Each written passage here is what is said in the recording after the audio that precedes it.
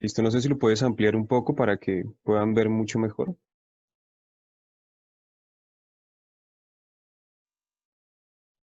No sé si ahí ven perfecto.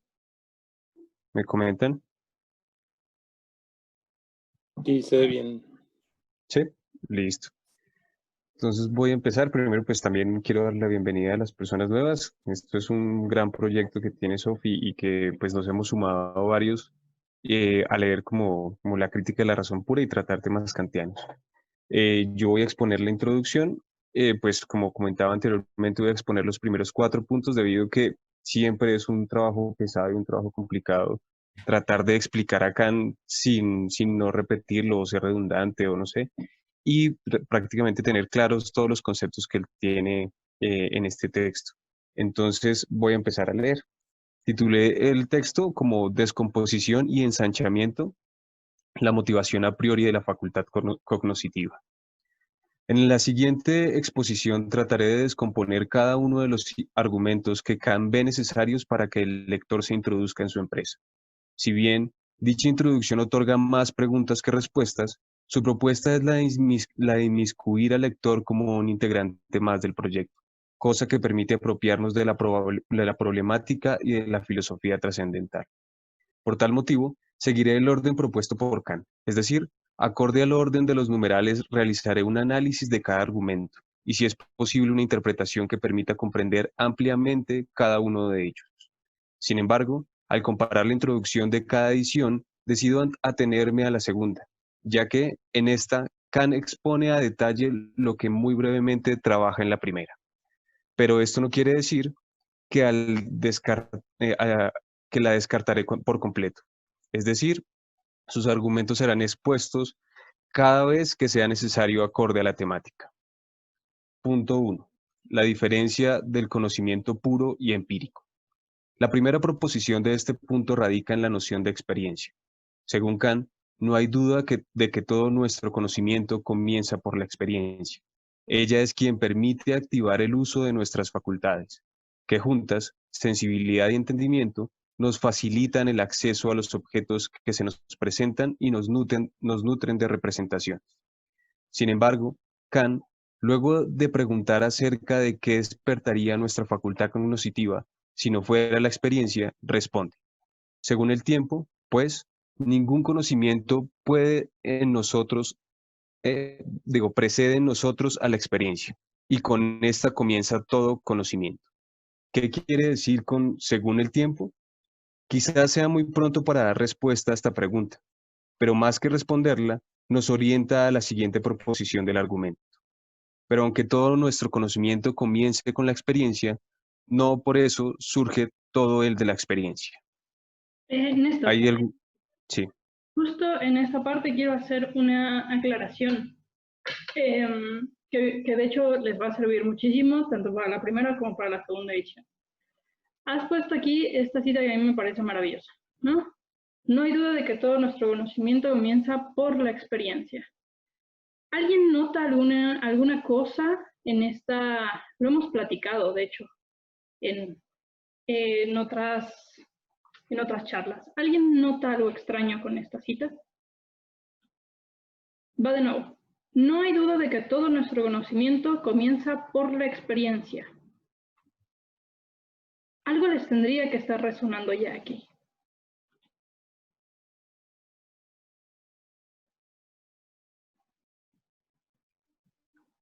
¿Qué pasa si este por lo cambiamos? Yo sé que la cita es así, por un con. Con. ¿Qué sucede?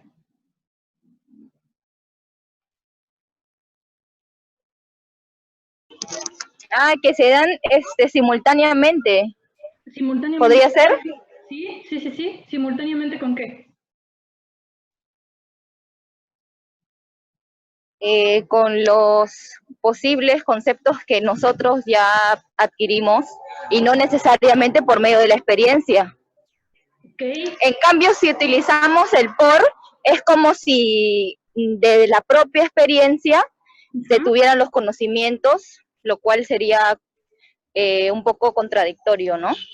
Ok, En efecto, una de las cosas que sucede con esta cita, y por lo cual la quise también parar porque es de la segunda edición, es que Kant en inicio no es empirista. ¿Kant qué es?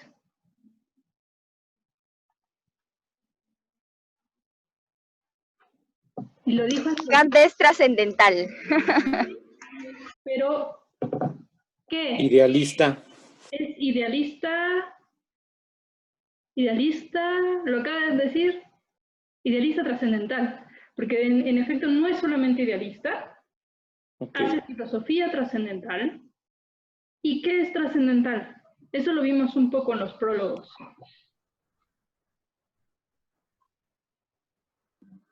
¿Alguien que lo recuerde?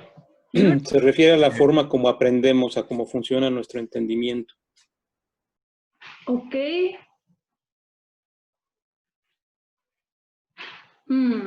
No sé si soy tan preciso. Sí, vamos a intentar ser un poco más precisos. ¿Se refiere a que siempre es así? ¿O la manera en la que conocemos siempre será igual? Sí, hay una palabra que pone Kant para ello.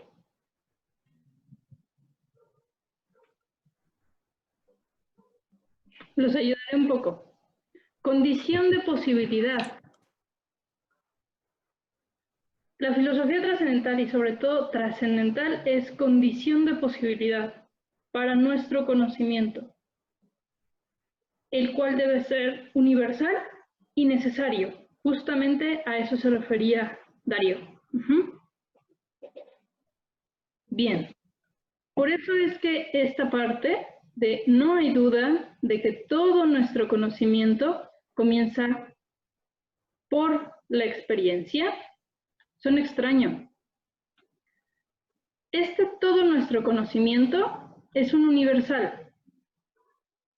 Eso quiere decir que entonces todo nuestro conocimiento de manera universal va a dar inicio ¿por medio de qué? De la experiencia.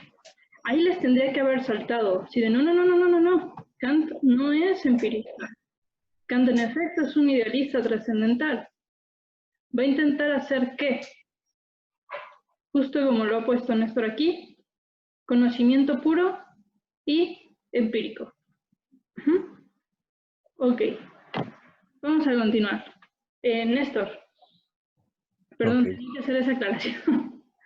Tranquila. Listo. En el siguiente párrafo dice, pues bien, este tipo de conocimiento, aquel que no surge de la experiencia, es al que Kant nos está invitando a descubrir. En esta sección del texto, Kant nos quiere mostrar que el conocimiento a priori es una incógnita, tanto para él como para nosotros. Por este motivo, nos expone el origen de su cuestionamiento, el cual nace cuando se diferencia en la experiencia lo que otorga la capacidad cognoscitiva. Por esto nos dice, se muestra que incluso entre nuestras experiencias se mezclan conocimientos que deben tener su origen a priori y que quizás solo sirvan para darles coherencia a nuestras representaciones de los sentidos. Pues aunque de las primeras se elimine todo lo que pertenece a los sentidos, quedan sin embargo ciertos conceptos originarios y ciertos juicios generados a partir de ellos que deben haber nacido enteramente a priori, independiente de la experiencia, que hacen que uno pueda decir acerca de los objetos que se aparecen a los sentidos más de lo que la mera experiencia enseñaría.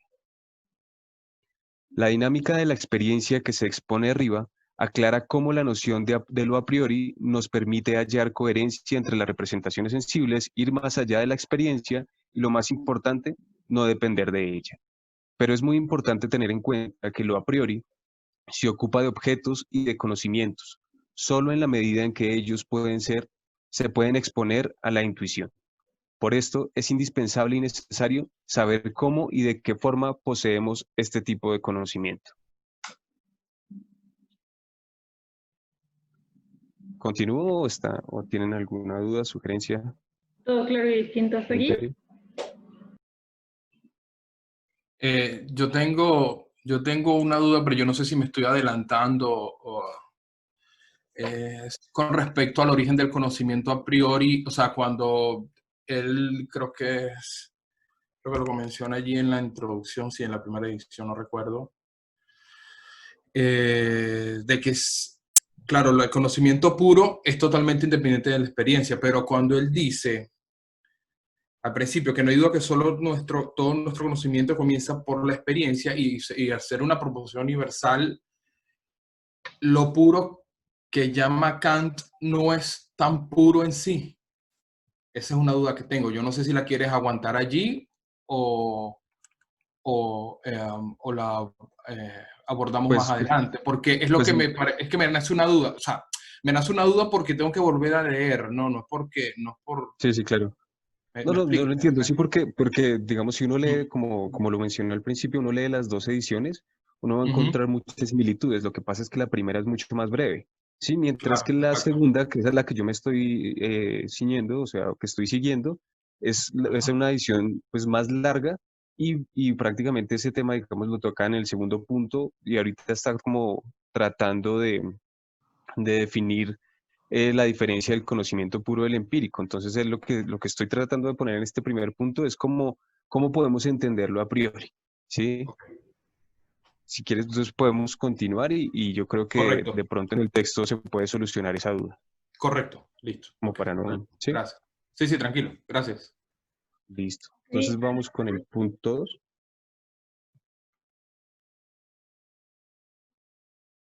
me encanta porque si les pregunto ahorita, a ver, bueno, entonces, ¿qué significa con y de? No van a decir como, no sé. A ver, veamos. ¿Nadie? ¿Nadie tiene dudas? Entonces seguimos. ¿Sí? Vale. Listo. Bien. Segundo punto. Listo.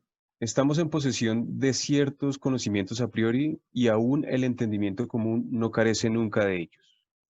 Debemos tener en cuenta que la experiencia nos enseña que algo está constituido de tal o cual manera, pero no que no pueda ser de otra manera. Por ejemplo, la experiencia nos muestra que al día le sigue la noche y que esto no puede ser de otra manera. Por el contrario, nosotros podemos pensar o imaginar una noche eterna. ¿De qué forma y por qué medio podemos pensar algo que no puede darse en la experiencia, pero que a la vez tiene características similares? Pues bien, si esta posibilidad existe, es debido a que, según Kant, en nuestra capacidad cognoscitiva existen características necesarias y universales que permiten pensar el mundo y sin las cuales la experiencia no sería posible. La universalidad no puede ser otorgada por la experiencia. Ella solo expone de forma supuesta o comparativa por intuición, por inducción, mientras que la universalidad de lo a priori debe ser percibida sin excepción alguna de esta o aquella regla. Aunque pueden presentarse casos de universalidad empírica, según Kant, esto es solo una incrementación arbitraria de la validez, a partir de aquella que vale en la mayoría de los casos, aquella que vale en todos ellos. Dicha validez, que permite diferenciar la necesidad de ciertos conocimientos en todos los casos y no en la mayoría, es la condición de necesidad del conocimiento a priori, que hace que todo conocimiento no pueda ser pensado sin esta condición necesaria del conocimiento. ¿Hay alguna duda hasta acá? ¿De verdad no les suena rara universalidad empírica?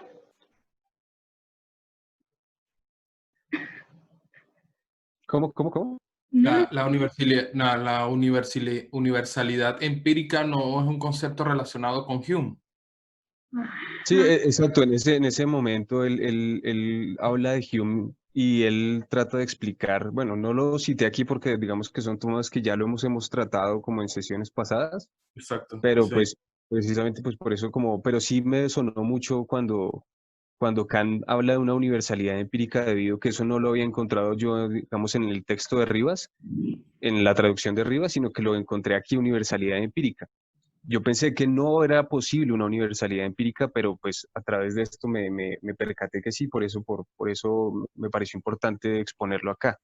Y pues cuando indica que solamente es una incrementación arbitraria de la validez a partir de aquella que vale en la mayoría de los casos, a aquella que vale en todos los casos. Es decir, que la universidad empírica es una universidad, una universalidad, bueno, yo creería que no sería universalidad, sino como una generalidad, ¿no? Una generalidad aparente, como la que menciona Hume de la costumbre, ¿sí? Mientras que Kant está hablando, cuando él está queriendo como aclarar que cuando él habla de universalidad, no está hablando de ese tipo de generalidades comunes como la que nos puede llevar la costumbre o la contingencia, sino de una universalidad que se sale del tiempo o que se sale de la sensibilidad. Ok, paré un momento porque sí me parece importante hacer esta aclaración. En efecto, la universalidad empírica como tal, deberíamos de quitar el término universalidad y pasarlo ¿a qué término lo acaba de decir Néstor? ¿A una qué? Si quieren abren los micrófonos, no Generalidad. Sí. ¿A una qué? Generalidad. Una generalidad, ¿no? ¿Cuál es la diferencia entre una generalidad y una universalidad?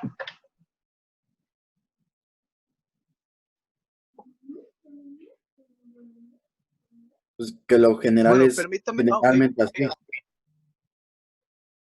Ajá. Y o sea, lo general puede a veces no ser de esa manera, o sea que de manera general es así, y lo universal sí es siempre y constantemente de cierta manera. Si lo pasaras a un término lógico, ¿cómo lo harían? Universal y necesario. Ok, el universal y necesario ¿podría ser universalidad empírica o no?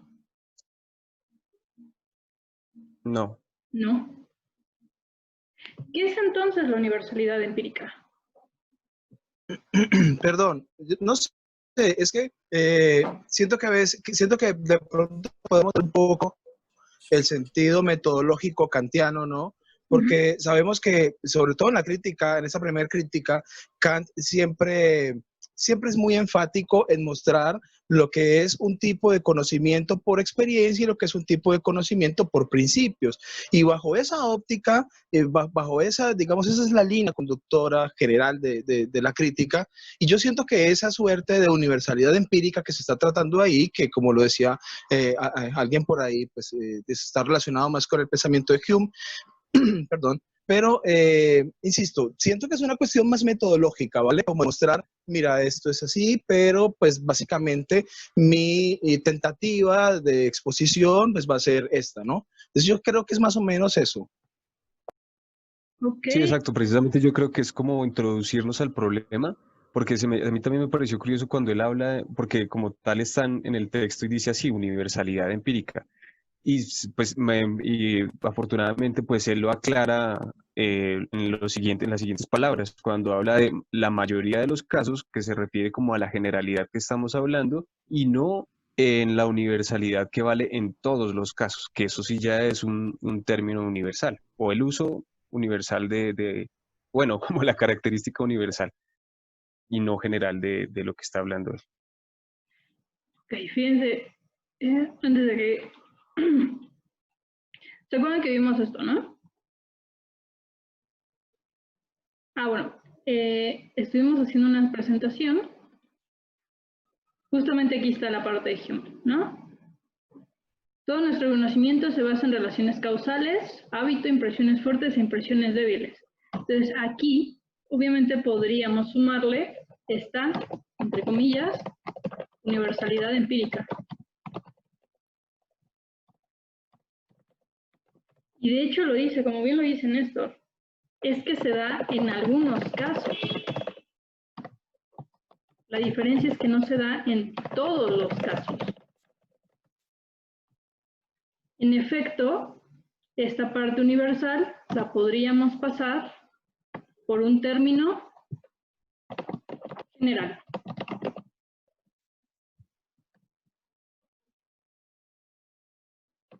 Generalidad empírica. Esto de universalidad empírica, ¿qué problemas trae?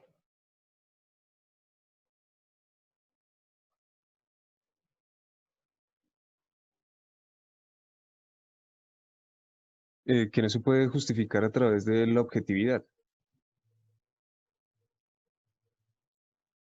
Bueno, la misma universalidad.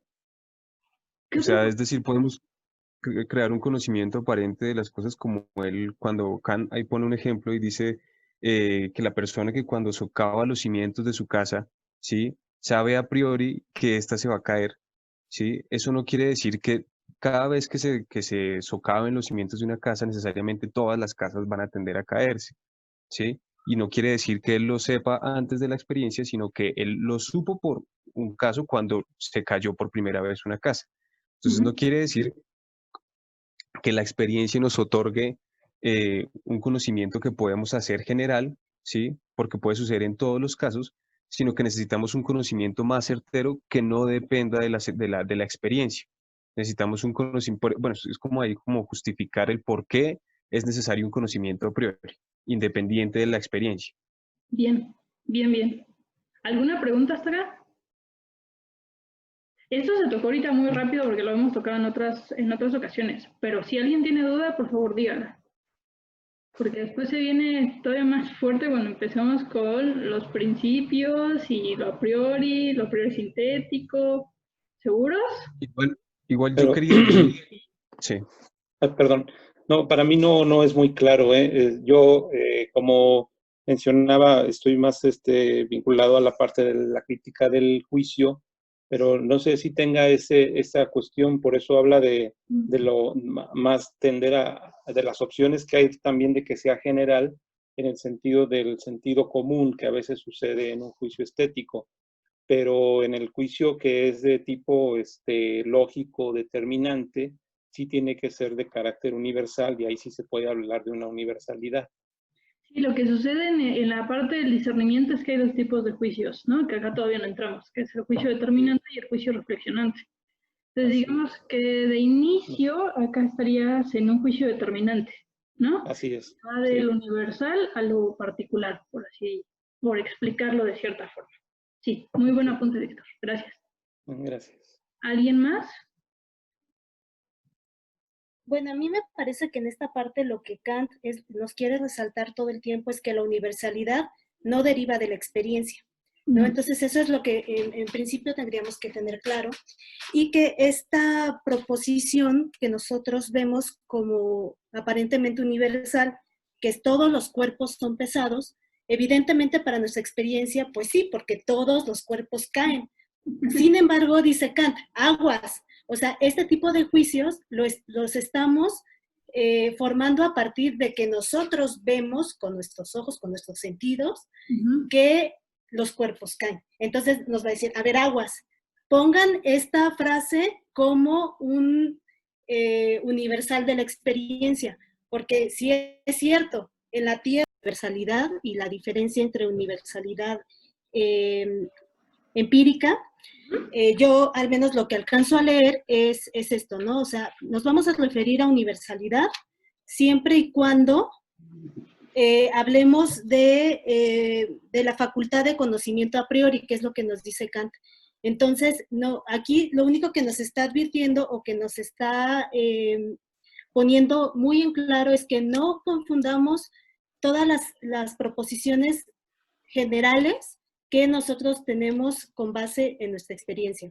Yo creo que por ahí podríamos pues ya ir haciendo estas diferencias entre lo que es puramente a priori, lo que es puramente formal, lo que sí tiene que ver con la experiencia y lo que no. Entonces, no sé si también ahí pude lograr aclararle algún punto al compañero Carlos.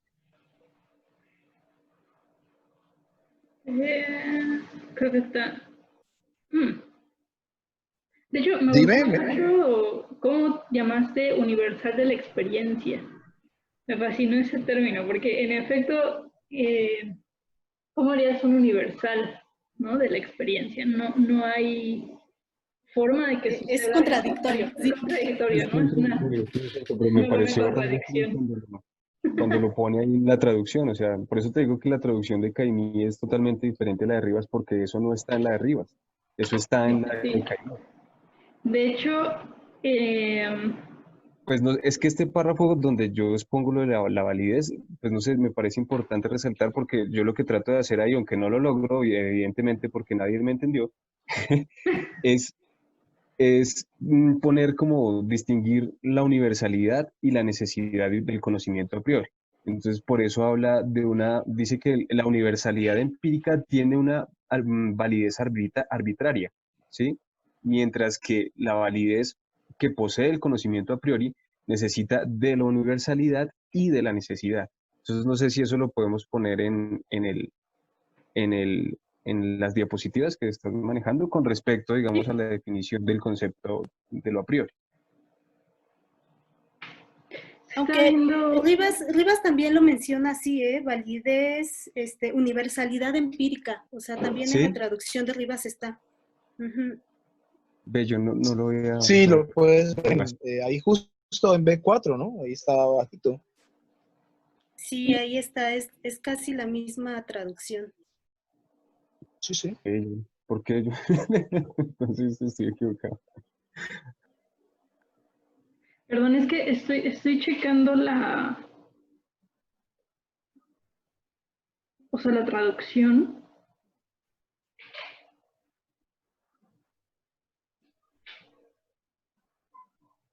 Que dice, die Imperesh Allgemeinheit. Pero Allgemeinheit es como público. Ahorita me meto a checar esa traducción. Perdón, es que me quedé como...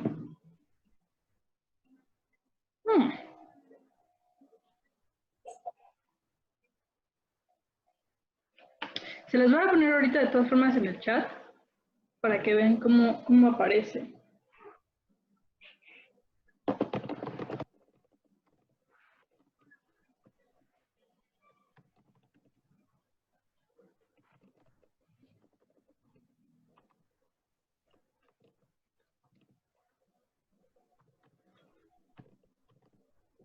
Aparece así.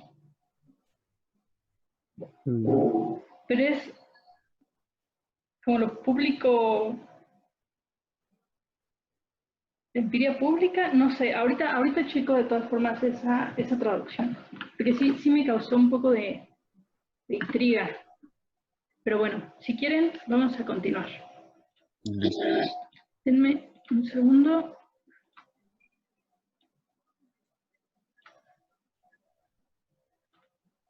Entonces, a ver. Seguimos la parte de universalidad empírica. Ok. Listo. En resumen, cuando un conocimiento se presenta como condición y sin excepción en la experiencia, podemos calificar dicho conocimiento como a priori. Mejor aún, cuando éste no tiene ningún sustrato o contenido de la experiencia, nada empírico, aún siendo a priori, podemos calificarlo como puro. No sé si aquí está la aclaración que le decía al compañero, que preguntaba sobre la diferencia entre lo a priori y lo puro.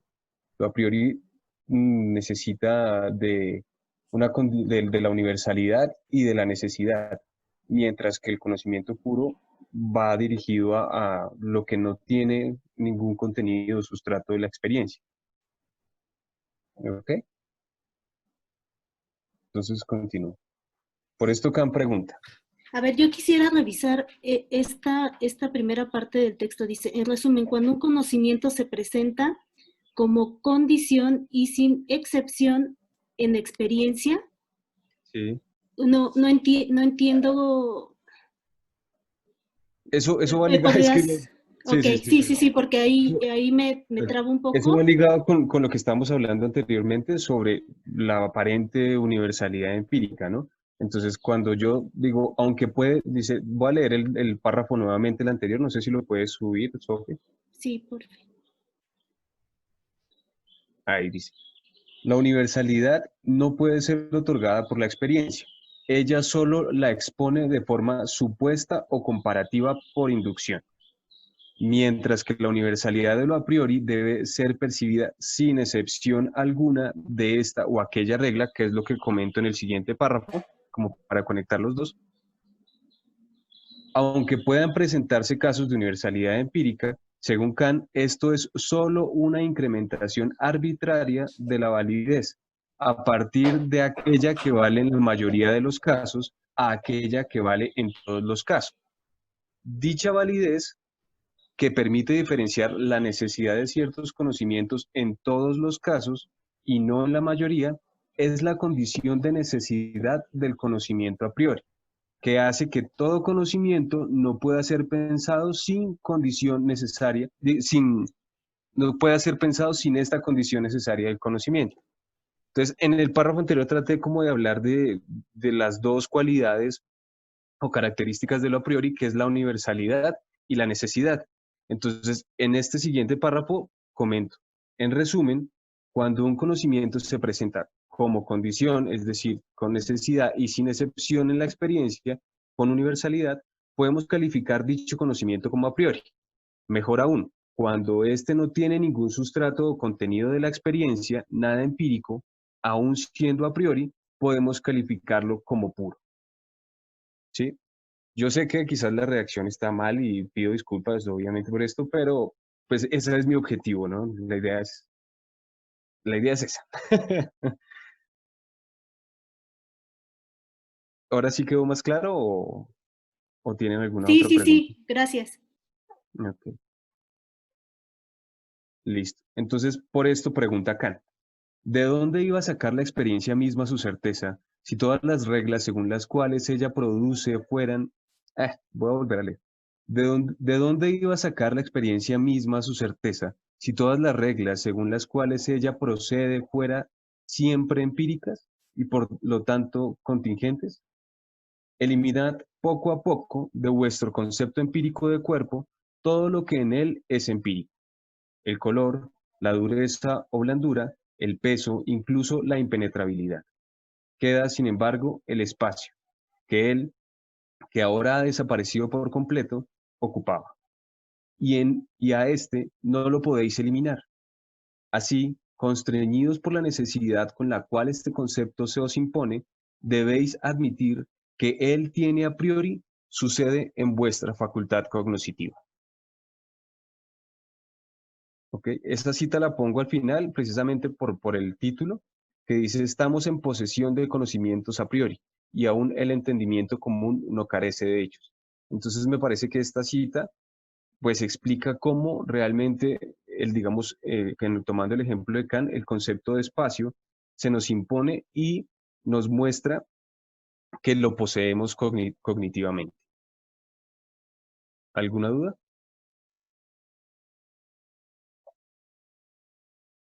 ¿No? Entonces vamos con el punto 3. La filosofía tiene necesidad de una ciencia que determine la posibilidad de los principios y alcance de todos los conocimientos a priori. Es el título del tercer punto. La necesidad de una ciencia que determine la posibilidad de los principios y el alcance de lo a priori es debido a que ciertos conocimientos incluso abandonan el campo de todas las experiencias posibles y tienen la apariencia de ensanchar, mediante conceptos a los que no se les puede dar ningún objeto correspondiente en la experiencia, el alcance de nuestros juicios, más allá de todos los límites de esta. Como se mencionó al final del punto 1, es indispensable que el conocimiento a priori se ocupe de objetos y de conocimientos, solo si estos logran tener conexión con la intuición. Este abandono de la experiencia nos conduce a problemas inevitables que la razón pura posee, como son Dios, libertad e inmortalidad. La ciencia, cuya intención última está dirigida únicamente a la solución de ellos, se llama metafísica. Sin embargo, el método de la metafísica, al haber salido del círculo de la experiencia, adquiere cierta seguridad aparente que le permite establecer principios para ensanchar nuestro conocimiento sin ningún fundamento. Este método dogmático de la metafísica, según Kant, surge por un uso errado de lo a priori al perder la necesidad de aplicar sus principios a la intuición. Aunque dicho uso resalta el poder a priori de la razón de forma negativa, también resalta la necesidad de una ciencia que direccione dicho poder hacia la descomposición de los conceptos que ya poseemos, de los objetos. Estos nos suministran una multitud de conocimientos que, aunque no sean más que esclarecimientos, explicaciones de aquello que ya había sido pensado en nuestros conceptos, aunque de manera todavía confusa, son apreciados como cogniciones nuevas, al menos según la forma, aunque según la materia o el contenido, no ensanchan los conceptos que tenemos, sino que los despliega. La función del poder a priori de la razón, debido al errado método de la metafísica, debe concentrarse en la descomposición y el ensanchamiento de nuestro conocimiento. Por esto, el siguiente apartado se concentrará en exponer estas dos tareas que necesita emprender la razón para establecer el alcance y los principios del conocimiento a priori. ¿Alguna duda? ¿Preguntas? Y yo. Sí, señor. Bueno, es una duda conceptual que yo tengo con respecto al concepto de razón que maneja Kant, porque en este caso estamos hablando de algo diferente del entendimiento. Pues es esa diferencia entre entendimiento y razón, es la que yo tengo duda.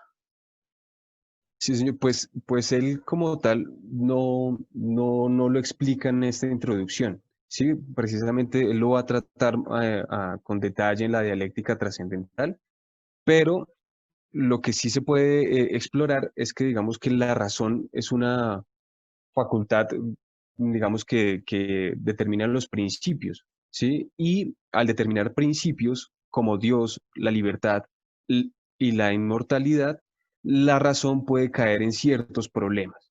Entonces, por eso cambia la necesidad de una ciencia, sí, como digamos la metafísica, que trate, o bueno, que cambiar el método de la metafísica para que cambie, digamos, estos principios y controle el pensar de estos objetos problemáticos de la razón.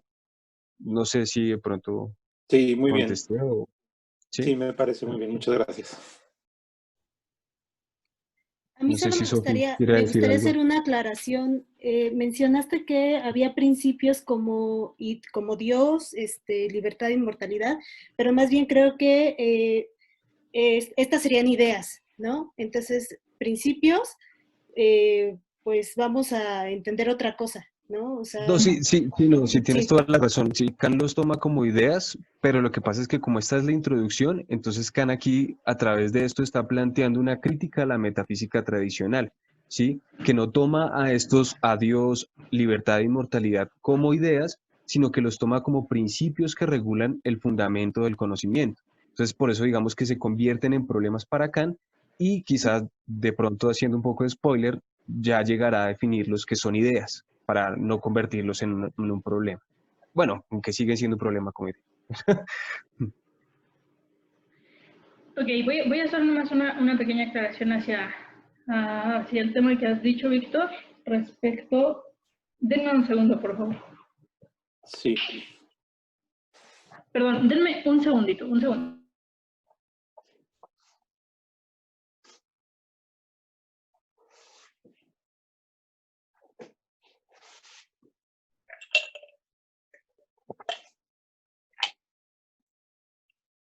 Listo.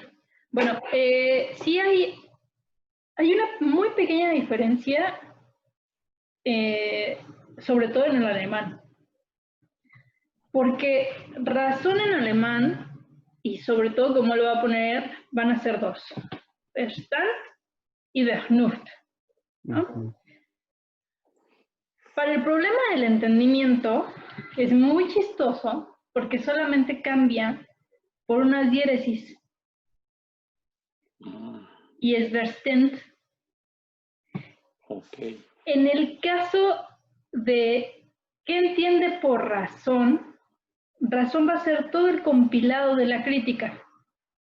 Y el entendimiento es parte de la estructura del esquema trascendental. Sí hay un cambio, pero en efecto, como dice Néstor, en la parte de la introducción no la va a hacer todavía. Porque sería meterse en un problema que yo tendría, o más bien, Kant tendría que explicarte cuál es la diferencia o para qué funciona el entendimiento, cuál es la función del entendimiento y cuál es la función de la razón en general, ¿no? de la Verstand en general. De hecho, todavía hasta para la estética trascendental sigue ese gran problema, porque no sabes para qué sirve el entendimiento. y tú estás metido en la parte del discernimiento, va a haber un problema mayor, que es la imaginación. Sí. Porque parece que razón, imaginación y entendimiento son lo mismo. Y no. Entonces, lo vamos, obviamente, y justo por eso me ha gustado lo que dice, es un despliegue de los conceptos dentro del entendimiento. Porque si solamente lo hacemos en la estética trascendental, por ejemplo, con espacio y tiempo, no hay forma de que se haga ese despliegue. Entonces, digamos solamente como para spoilear, ¿no? Como dijeron ahorita, el entendimiento, digamos que va a ser la función o la necesitamos para poder conceptualizar. ¿Qué vamos a conceptualizar? Todo aquello que se nos presente respecto a juicios y categorías. Necesitas de esas dos cosas. Normalmente la gente nada más lee la parte de categorías y se olvida de los juicios, pero están esas dos. Entonces, solamente ahorita vamos a dejarlo por términos alemanes, si tú quieres, como Verstand y Verstand. Vamos a dejarlo así, solamente la diferencia. Yo cuando llegué... Sí, dime. ¿Te puedo pedir un favor? Claro. ¿Puedes poner eso en la diapositiva que tienes? Eso es una aclaración grandísima, yo creo que... Sí. Cosa que yo no sabía tampoco, yo creo que le ayuda a uno bastante. Ok, ahorita se las... Esta presentación les recuerdo que la pueden, está dentro de la página del seminario. Ahí la pueden ver. Yo creo que la pongo aquí, ¿no? Donde está esquema trascendental. Antes de esto vamos a ponerlo aquí. Razón. Bueno, hay muchas formas de decir razón, pero las que voy a utilizar de inicio es der Verstand. Una pregunta, ¿alguien aquí sabe alemán? ¿No? No. Ok. Va, no pasa nada, no pasa. Para irles explicando, bueno, der es masculino, ¿no? Es un sustantivo masculino. Muchas veces Kant también... Artículo masculino, correcto. El der. Va a utilizar Verstand como un adverbio, como un adjetivo. Hay que tenerle cuidado ahí, ¿no? Cuando te mete mit gutem Grund, ¿no? Con razón de. Entonces hay que tenerle mucho cuidado a esa parte, pero por ahora vamos a ponerlo así. Razón, ya Verstand, y ahorita les pongo la palabra de entendimiento.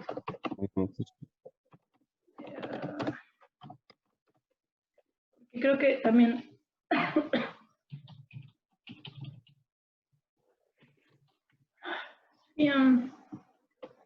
Y pasa algo muy chistoso porque entendimiento es das, es un neutro, ¿no? Entonces hay una diferencia ahí.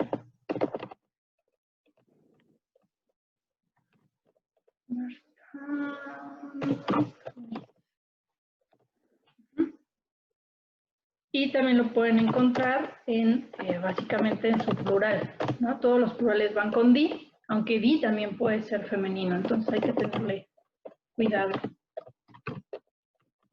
Verstand. Ese es el plural. Entonces pueden encontrar estas dos y ya van a saber que está refiriendo a entendimiento, o pueden encontrar der Verstand, bueno, sería Verstand más bien, y está hablando de razón. Por eso es que me ha gustado esta edición, vaya, porque trae justamente el alemán. Y hay otro puntale que les iba a decir ahorita. Universal, me acabo de dar cuenta de eso.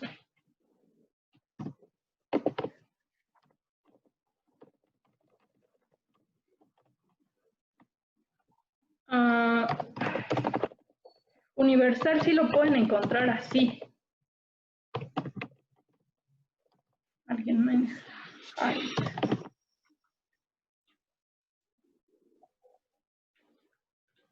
Ahorita se los pongo más grandes.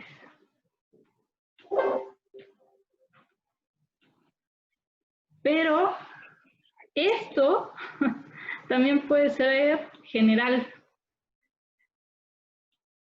Entonces hay que ver la traducción, hay que ver qué está tratando de decir. Por eso ahorita que nos metimos en el problema de universal de la experiencia, que igual es general de la experiencia. No sé, ahí tendremos que ver la traducción ya que está refiriendo con este término. Pero bueno, entonces, seguimos ahí para que lo tengan en apunte. Les digo, esta parte la pueden... Ah, Pablo se fue. Bueno, ya será. Ok, entonces, seguimos. Listo, seguimos con el cuarto punto. Dice, de la diferencia de los juicios analíticos y sintéticos.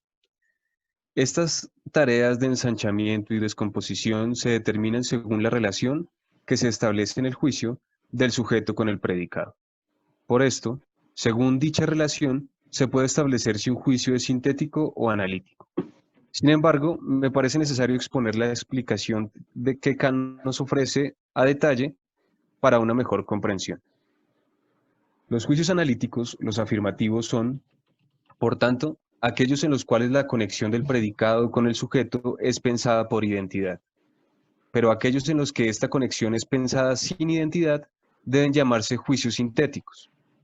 Los primeros podrían llamarse también juicios de explicación y los otros juicios de ensanchamiento.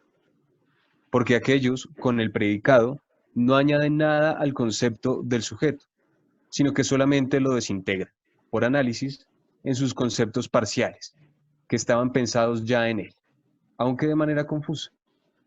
Por el contrario, los últimos añaden al concepto del sujeto un predicado que no estaba pensado en él, y que no habría podido obtenerse mediante ningún análisis de él. Por ejemplo, si digo todos los cuerpos son extensos, este es un juicio analítico, pues no necesito salir del concepto de cuerpo para encontrar conectada con él la extensión, sino que necesito solamente descomponer aquel concepto, es decir, solo necesito hacerme consciente de lo múltiple que siempre pienso en él para encontrar en él ese predicado. Es por tanto un juicio analítico.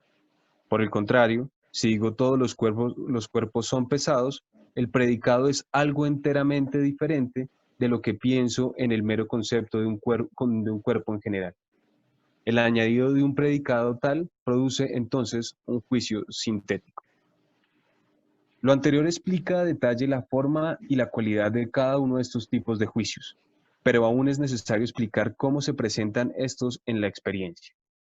Acorde a la explicación de Kant, los juicios de experiencia como tales son todos sintéticos, mientras que los analíticos únicamente descomponen el concepto del sujeto a través de predicados que no encontraré en la experiencia, sino que los puedo pensar con anterioridad a ella en el concepto que tengo del sujeto.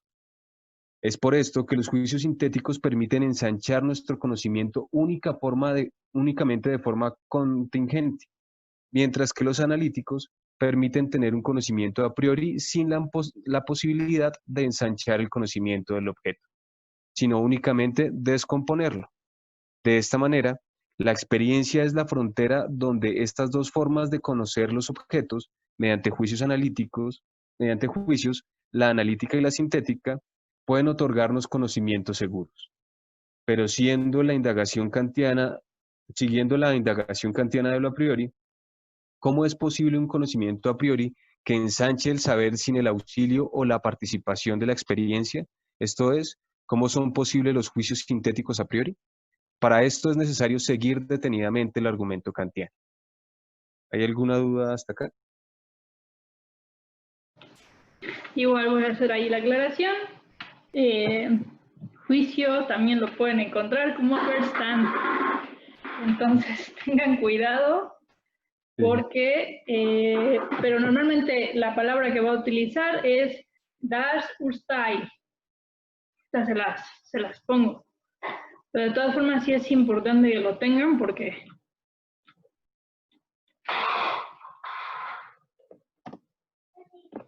entonces juicio de igual forma lo pueden encontrar como der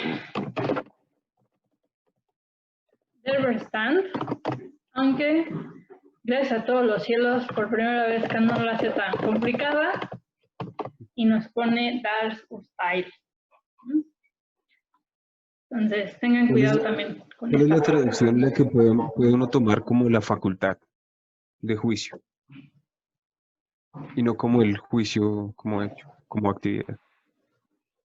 Híjole, es que hay un montón, porque para mí sería Ulterkraft, pero... Es decir, o sea, ¿cuál es la sería traducción de la obra, la crítica del discernimiento? ¿Cómo es la traducción en Urteil, alemán? es esta. ¿Urteil? Ah, ok. Pero, o sea, muchos creemos que está rara, porque, o sea, crítica del juicio. ¿Cuál juicio? O sea, ese es un problema y por eso muchos lo han llamado discernimiento. Y para muchos, como lo vimos con la profesora Sonia, queda más imaginación, porque es el discernir de la imaginación. Entonces ahí hay un problema, pero sí, la traducción sería Kritik das Urteil, o sea, de esta de aquí. Pero si lo pones La traducción de Pablo Oyarzún es la facultad de juzgar, ¿no? Ya digamos que trata como de recoger todo eso, ese conjunto. No, se me antoja mucho, perdón por la comparación, se me antoja mucho y por saltar el tema, como a esa duodécima regla de Descartes, ¿no? Imaginación más sensibilidad, más entendimiento, o sea, es como todo ese conjunto puesto en marcha. Hay algunas diferencias con Descartes, bueno, de hecho hay muchas diferencias con Descartes, porque Descartes totalmente racionalista, pero sería un muy buen trabajo ver cuáles son las diferencias. Perdón, tengo un perro y está haciendo desastre porque no le ha dado de comer. Ahorita me paro. Pero, por ejemplo, la facultad de juicio, la facultad de juzgar, sí podría ser Urteilskraft, ¿no? Que es eso, ¿no? Podrían utilizar cualquiera de las dos. Sí, porque según yo, este sufijo Kraft convierte, bueno, esta palabra en alemán como una capacidad, ¿no? Como una fuerza, y entonces ahí ya podríamos entender juicio como la capacidad de juzgar. Es que Kraft, híjole, Kraft tiene muchísimas...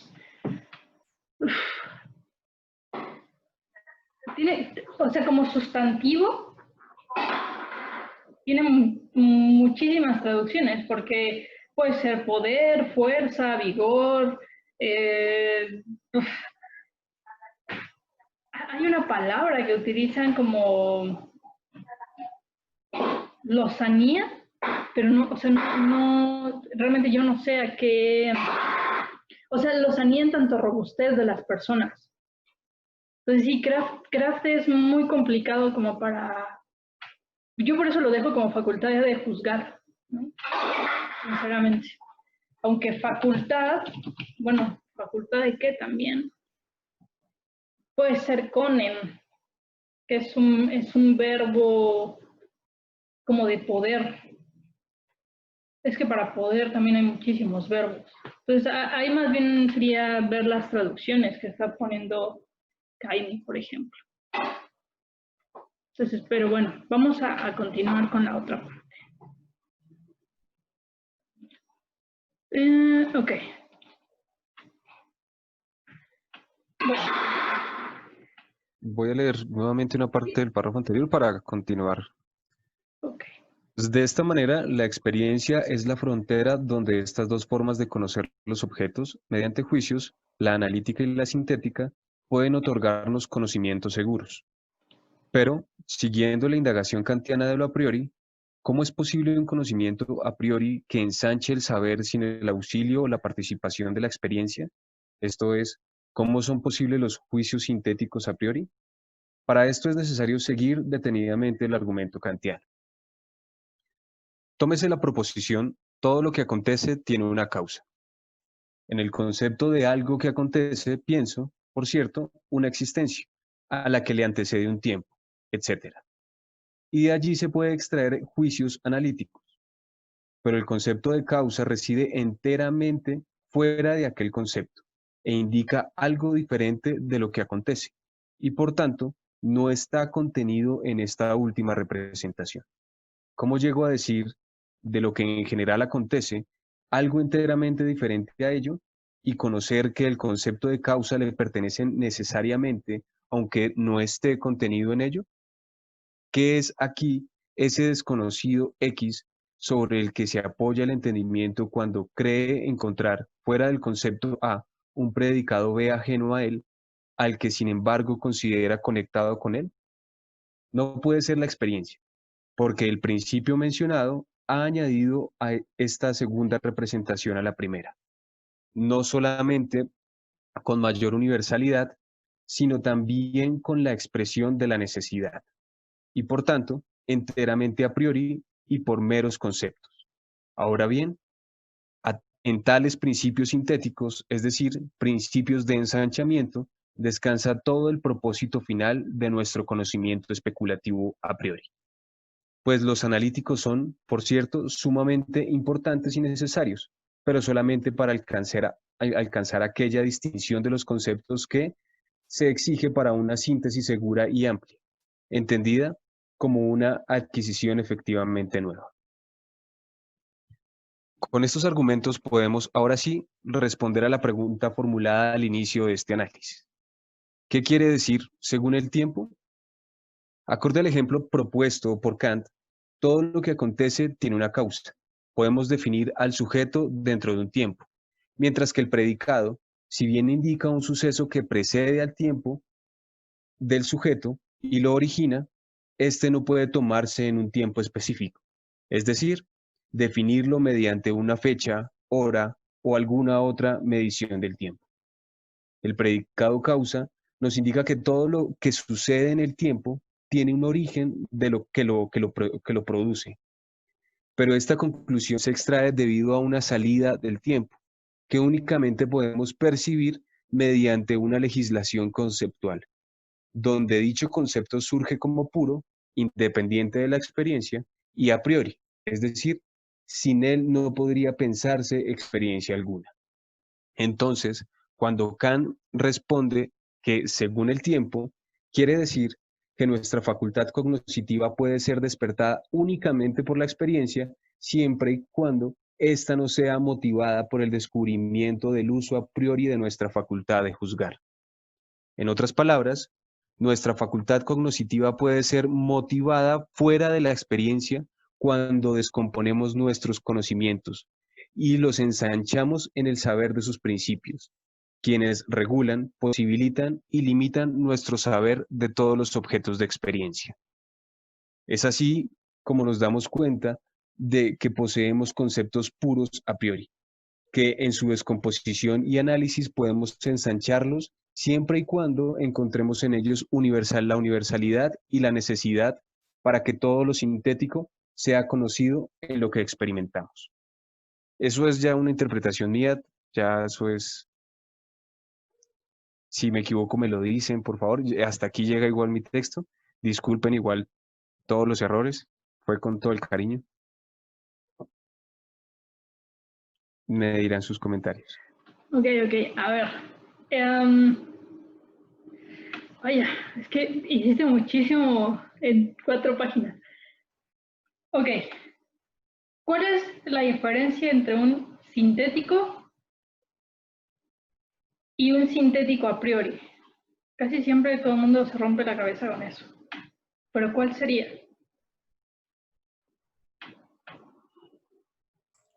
En el sintético, el predicado se da exclusivamente en la experiencia. Son juicios de ampliación, diría allí, creo que lo dice, no recuerdo.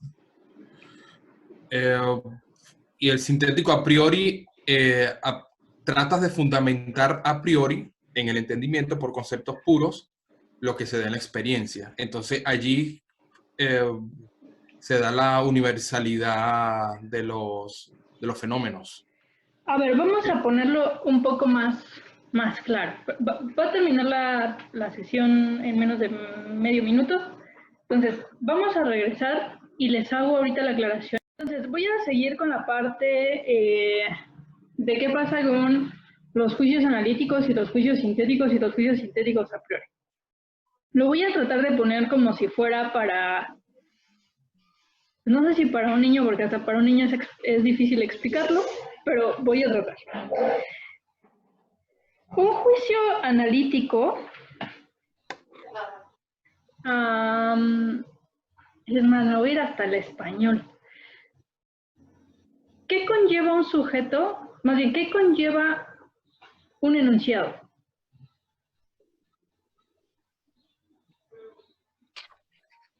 Sujeto, Igual el alemán se pone diferente, pero ¿qué conlleva un enunciado? Sujeto, verbo y predicado. Sujeto, verbo y predicado, ¿no? Bueno, eso nos han dicho, aunque el verbo va dentro del predicado. Entonces sería sujeto y predicado, ¿no? Tiene muchas más cosas, pero por ahora lo voy a poner así. El juicio analítico ya conlleva el predicado en el sujeto. O sea, todo lo que ustedes digan del sujeto ya va a estar en el predicado. Y todo lo que se diga del predicado ya va a estar contenido en el sujeto. ¿Qué sucede con un juicio sintético? Lo contrario. Es decir, el predicado no está contenido en el sujeto. Necesitas buscar información para darle contenido al sujeto. Por eso los ejemplos que pone de todos los cuerpos son pesados, pues pesado no está dentro del sustantivo o del concepto cuerpo. Muchos creen que sí, pero no lo está. Hay un problema enorme cuando entremos a la estética trascendental que les voy a platicar. Porque él dice, bueno, todo cuerpo es extenso. La pregunta es, ¿realmente lo es o no? Para mí no es un buen ejemplo, pero lo vamos a ver cuando lleguemos a la estética. ¿Por qué? Porque es un problema que de hecho deja Descartes. Y es un problema que Leibniz también apuntala. Son varios problemas con ese ejemplo. Solo lo dejo ahí. Pero bueno, el punto es, el juicio analítico, el sujeto está contenido en el predicado y el predicado está contenido en el sujeto. En el caso del sintético, en efecto, está el sustantivo, pero pues digamos que necesita que se le dé contenido y por eso es que no está dentro del propio sustantivo el predicado. ¿Cuál es el problema entonces del juicio sintético a priori? ¿Qué es lo a priori? Que no necesita de la experiencia. Bien, no necesita de la experiencia, aunque se dé con la experiencia, ¿no? Vale. ¿Por qué no necesita de la experiencia, pero tampoco está contenido en el sujeto? ¿Cómo hago eso?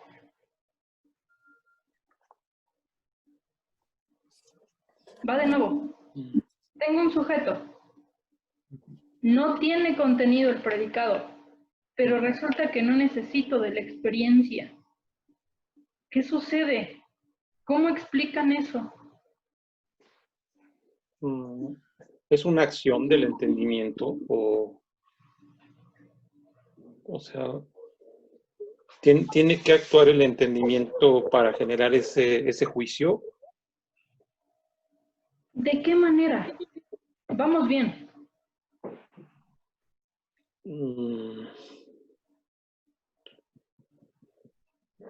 No sé, haciendo relaciones. Si solamente hiciéramos relaciones, caeríamos en el empirismo. Okay. ¿Recuerdan? ¿Por qué? Porque hacemos relación de esto es un pato, esto es un pato, esto es un pato. Esto tiene condición de no ser un pato, por tanto no es un pato. Pero eso no es básicamente lo que se hace. ¿No es cuando da el ejemplo de las ecuaciones matemáticas? Bien, Ajá. Que, por ejemplo, por poner una muy fácil, 2 más 2 es igual a 4, y si consideramos que 2 más 2 es el sujeto, es el predicado, sí tenemos nueva información y por lo tanto es estético, pero es a priori porque no necesitamos ir a la experiencia para comprobar esa verdad lógica. Ok, con el 2 más 2 es igual a 4 puede funcionar, pero si yo pongo 1.285.000 más 3.250, tendrían que decir el resultado así. A ver.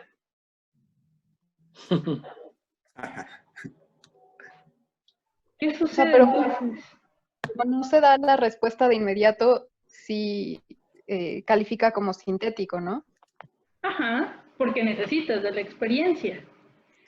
Entonces parece que las matemáticas no son un buen ejemplo, ¿no?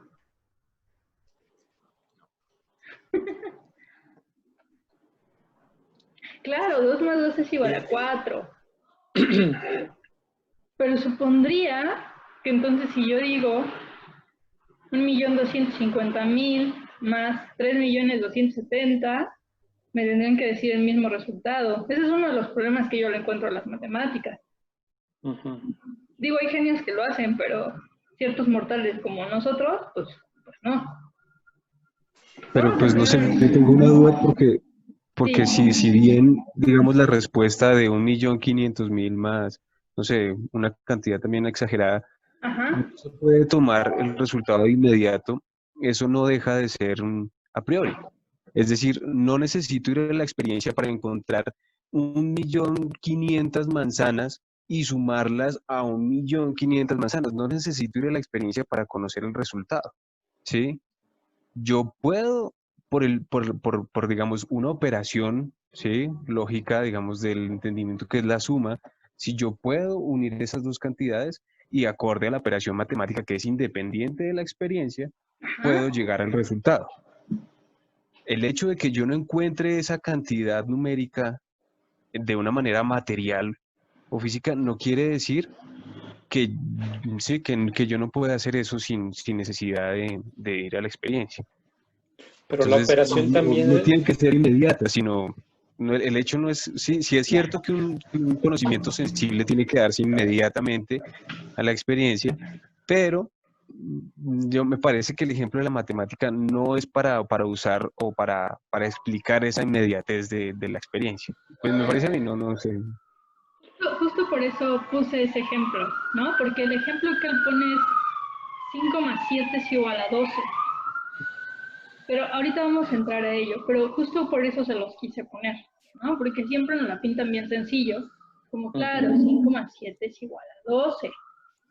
Sí, pero cuando yo te pongo un número mucho más fuerte, mucho más amplio, ¿realmente tienes que ir a la experiencia o no? Justo ese es uno de los problemas que yo le veo. Claro, puede ser que digas, no. O sea, no tengo que ir a la experiencia. Puedo hacer otro tipo de acciones mentales que me permitan llegar a ello. Pero ahorita lo vamos a ver. Solamente lo quería así como picarles en el ego, ¿no? Para ver qué decir. Darío, vi que tenía levantada la mano. Bueno, con lo que comentaron ahorita me quedé pensando, por ejemplo, en el conocimiento de los médicos, ¿no? Que también, pues, no todo se basa en su experiencia, sino en extender de lo que ya se había experimentado antes, algo por el estilo. No sé si los médicos... No sé, inclusive creo que tiene un nombre específico, conocimiento, no recuerdo qué, pero es como... Universal empírico. Sí. Es que me acordé porque, pues antes los médicos los llamaban barberos. También. Entonces, eran como porque iban por la vida experimentando a ver si era o no eso que le llamaban... Sí, todo era como prueba y error, ¿no? Sí, entonces no lo sé. Vamos a ver qué dice ahorita, ¿no? Ok. Entonces, a ver, Voy a ponerles el texto. Ok, ahí ya ven el texto, ¿no? De la analítica. Estaba leyendo otra cosa.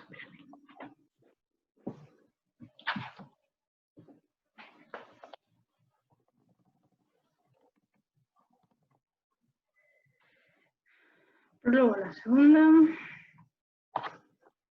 Nos vamos, ¿qué les parece hasta los ejemplos, ¿no? De la matemática y todo esto. ¿Les parece bien? Hablen ahora o callen para siempre.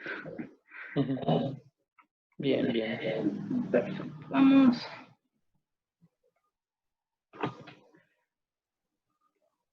Bueno, todo esto es lo que nos presentó ahorita Néstor.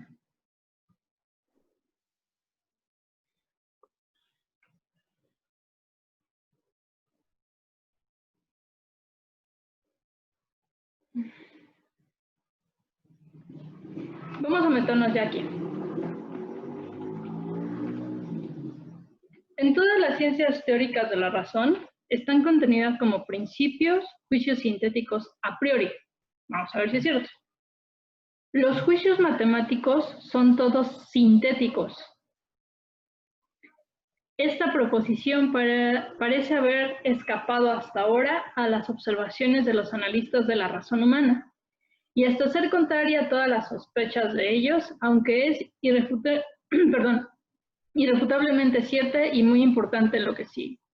Pues como se halló que las inferencias de los matemáticos procedían todas según el principio de contradicción, se lo pueden ver en Leibniz, lo que es requerido por la naturaleza de toda certeza política, se llegó a la convicción de que también los principios se conocerían a partir del principio de contradicción, en lo cual se equivocaron, pues una proposición sintética puede, por cierto, ser entendida según el principio de contradicción, pero solo si se presupone otra proposición sintética de la cual aquella puede ser deducida, nunca, empero, en sí misma.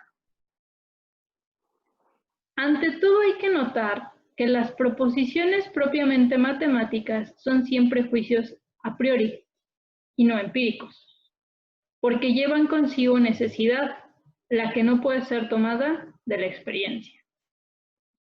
Si no se quiere conceder esto, pues bien, limito mi proposición a la matemática pura, cuyo concepto ya lleva implícito que ella no contiene conocimiento empírico, sino mero conocimiento puro a priori. Al comienzo podrá pensarse que la proposición 7 más 5 es igual a 12. Fuese una proposición meramente analítica que se siguiera del concepto de una suma de 7 y 5 según el principio de contradicción. Pero si se lo considera más de cerca, se encuentra que el concepto de la suma de 7 y 5 no contiene nada más que la unificación de ambos números en uno único, con lo cual no se piensa de ninguna manera cuál sea ese número único que los abarca a ambos.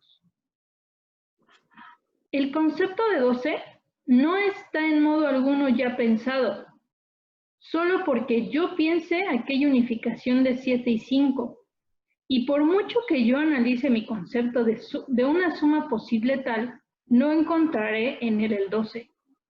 Se debe salir fuera de estos conceptos procurando el auxilio de la intuición, que corresponde a uno de los dos. Por ejemplo, los 5 dedos, o bien, como Segner en su aritmética, 5 puntos y agregando así, poco a poco, las unidades del 5, dado en la intuición, al concepto del 7. Pues tomo primeramente el número 7, y tomando como ayuda, como intuición para el concepto de 5, los dedos de mi mano, y añado ahora poco a poco el número 7. En aquella imagen mía, las unidades que antes reuniera para formar el número 5, y veo así surgir el número 12. Que 7 tenía que ser añadido a 5, ya lo había pensado yo, ciertamente en el concepto de una suma, igual 7 más 5, pero no que esta suma fuese igual al número 12. La proposición aritmética es, por tanto, siempre sintética. Lo que se torna más nítido cuando se toman números un poco mayores, pues entonces se pone de manifiesto claramente que por más vueltas que demos a nuestros conceptos, nunca podemos encontrar la suma mediante el mero análisis de nuestros conceptos sin recurrir al auxilio de la intuición. Tampoco es analítico cualquier principio de la geometría pura, que la línea recta es la más corta entre dos puntos. Es una proposición sintética. Voy a pararlo aquí. ¿Por qué es sintético? Sofía, Sí. disculpa un ratito. Justo antes del punto que mencionabas, la pregunta, no sé si es apropiado tener esta reflexión de cuando decimos 2 más 2 igual a 4, si tiene que ver con lo de Hume y la causalidad, o no tiene que ver, porque justo recuerdo que había leído, no recuerdo en dónde, creo que en los prolegómenos a una metafísica, este tema de la crítica que le hace Kant a Hume, ¿no? Por el tema de la causalidad. Y con lo de 2 más 2 es igual a 4, ¿en dónde está que se tiene que seguir necesariamente ese igual a 4? Porque entendemos que los números de alguna forma tienen cierta ontología que nosotros podemos conocer, ya sea ideal o material y todo, pero este tipo de consecuencia, igual, creo que se estaba poniendo sobre la crítica de la causalidad de Hume. No sé si es apropiado, quizás estoy combinando un poquito ciertos conceptos.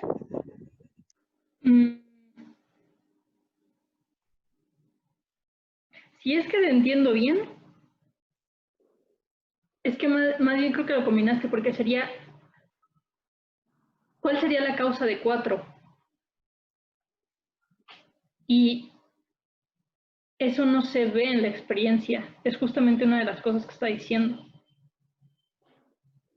En Hume es...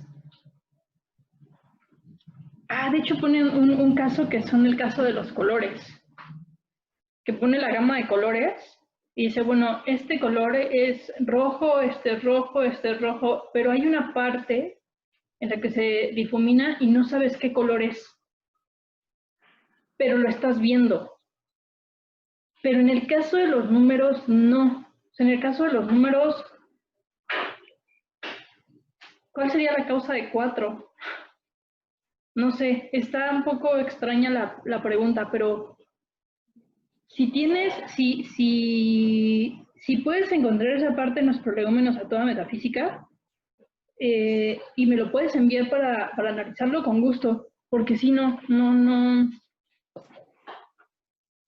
La causalidad simplemente se da porque lo estás observando, lo estás tocando. Es el ejemplo que les ponía un poco de los patos, ¿no? Yo veo que esto es un pato, esto es un pato, esto es un pato, esto es un pato blanco, esto es un pato blanco, esto es un pato blanco, y de repente aparece algo que parece ser un pato, pero es negro. Eso no es pato. Entonces ahí dirías, pues no es pato, aunque tiene todas las características, excepto que es negro, no blanco.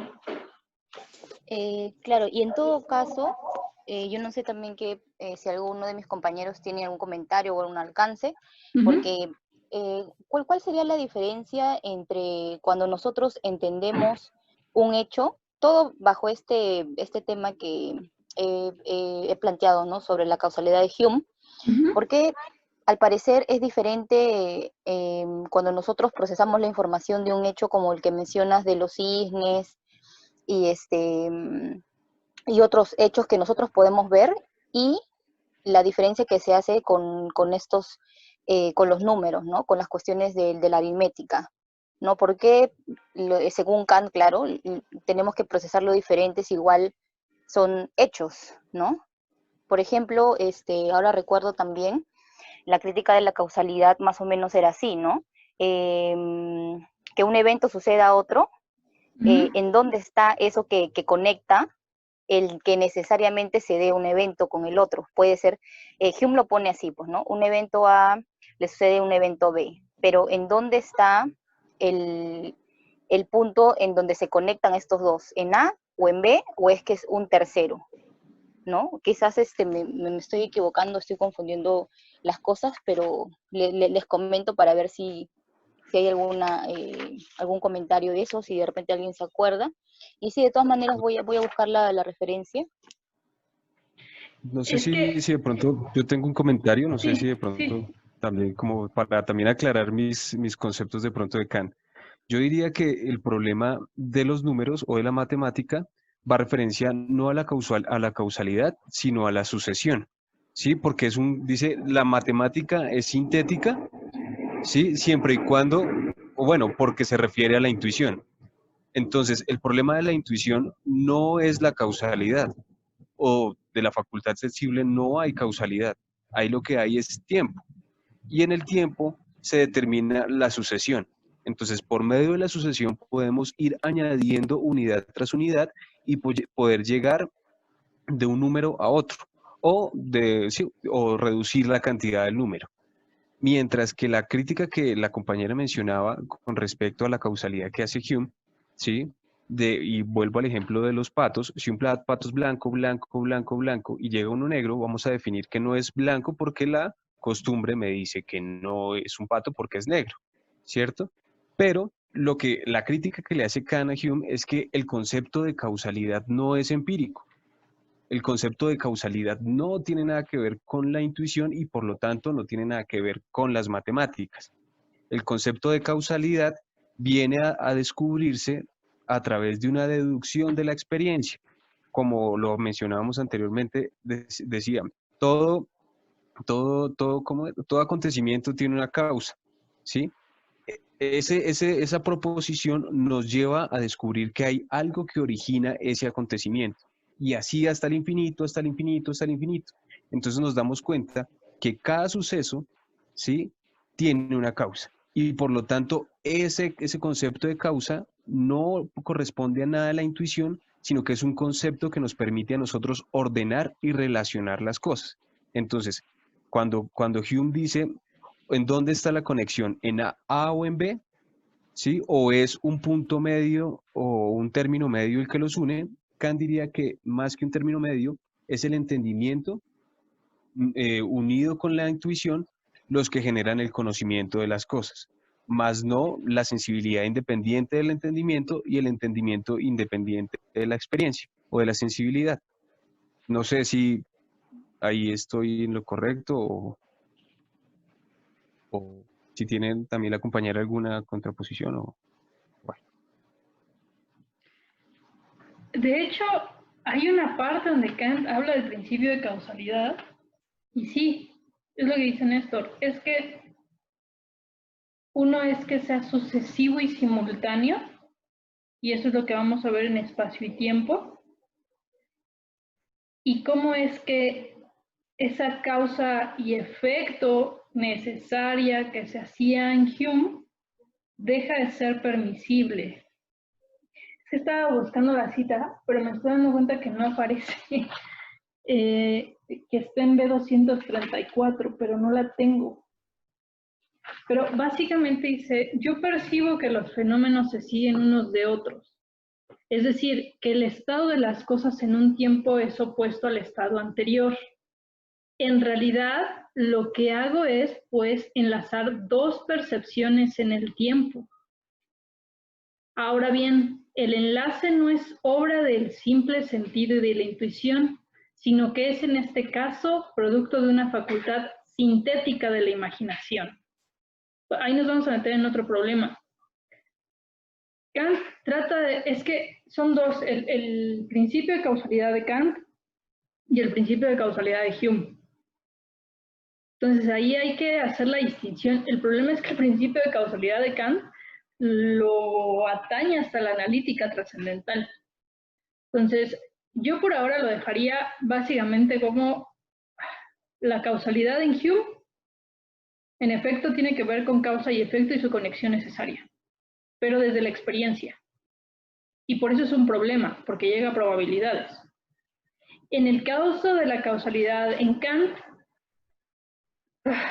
tiene que ver con el problema, no es un problema, es como enlazas, pero por medio de la imaginación. Y eso es algo que no hemos visto. Entonces también,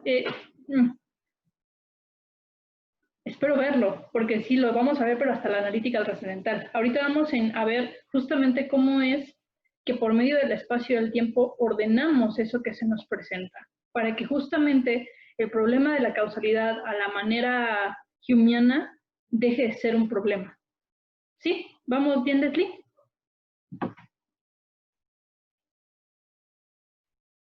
Sí, compañeros, muchas gracias. De todas formas tengo que buscar esa parte, pero según yo está en B234 de la crítica de la razón pura. Y bueno, principio. sí, te mandé la captura de la parte del libro. Aunque sí creo que he combinado bastantes cositas, solo que también de esas equivocaciones, al menos particularmente aprendo más, ¿no? Como que hago caso a mis intuiciones kantianas.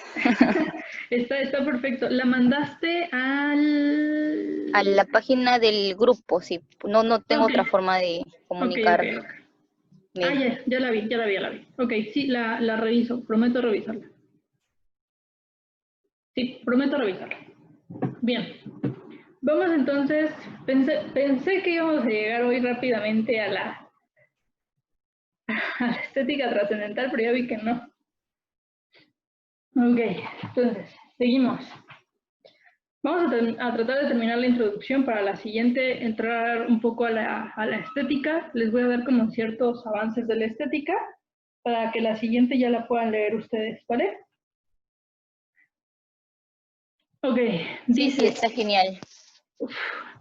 Que la línea recta es la más corta entre dos puntos es una proposición sintética, claro, porque nos está dando más información tanto de la línea recta, ¿no? O sea, pues mi concepto de recta no contiene nada de cantidad, sino solamente una cualidad. Por tanto, el concepto de la más corta es enteramente añadido y no puede ser extraído del concepto de línea recta mediante ningún análisis. Aquí debe recurrirse al auxilio de la intuición, solo por medio de la cual es posible la síntesis. Bueno, aquí voy a poner ejemplos de los geómetras y vamos a entrar a la ciencia de la naturaleza, la física, que contiene en sí como principios juicios sintéticos a priori. Dice, quiero presentar solamente un par de proposiciones como ejemplos, como la proposición que en todas las alteraciones del mundo corpóreo la cantidad de materia permanece inalterada, o que en toda comunicación de movimiento, acción y reacción deben ser siempre iguales entre sí. En ambas no solamente está clara la necesidad y por consiguiente el origen a priori, sino que está claro también que son proposiciones sintéticas. Pues en el concepto de la materia no pienso la permanencia, sino solamente la presencia de ella en el espacio mediante el llenado de éste.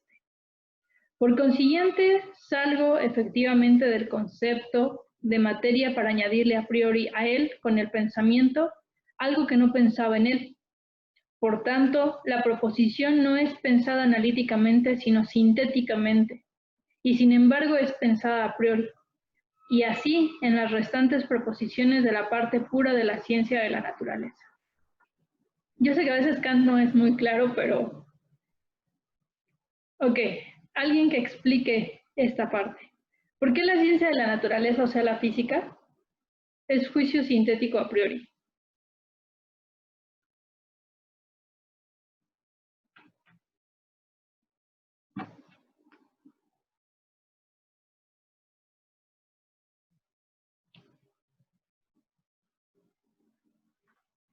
Sin miedo. ¿Lo repetimos? Va.